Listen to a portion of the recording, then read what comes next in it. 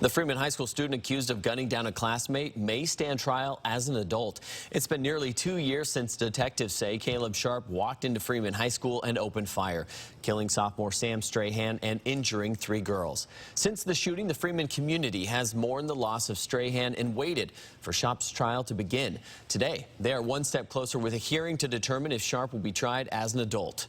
New at 5 tonight. 4 News Now reporter Taylor Graham is live from the courthouse with details on today's hearing and how we got here. Taylor. Well, Aaron, this hearing has been pushed back time and time again to the point where it's been nearly 2 years in the making. Sharp is expected to be in court for most of this week for this hearing, which has huge implications. If the 17-year-old is tried as a juvenile, he faces a few years in jail. If he's tried as an adult, he faces life in prison. He was 15 years old when he admitted to opening fire at Freeman High School, then charged with first-degree murder. Now 17, Caleb Sharp is waiting to see if he'll be tried as a juvenile or an adult.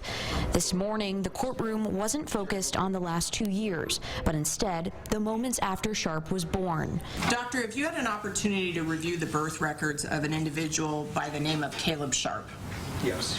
The state and Sharp's defense reviewed the suspected school shooter's birth records with board-certified pediatrician Samir Kablawi, who was asked about the possibility of Sharp having brain damage ever since he was born, stemming from perinatal hypoxia, a lack of oxygen during birth.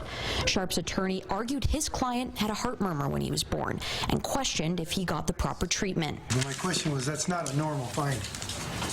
It's not normal for the heart to be doing what this heart was doing. It's not normal, but it's found. Okay, right.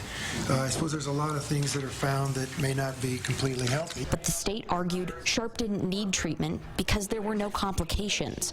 The state focused on Sharp's ABCAR score, a neonatal scoring system based on qualities like muscle tone, skin color, and heart rate. Dr. Kablawi said Sharp's score was normal and that there was nothing to suggest Sharp wasn't getting enough oxygen. Did you find anything to suggest that there were birth-related complications or abnormalities? No. The state taking that opportunity to argue Sharp's brain wasn't suffering when he was born.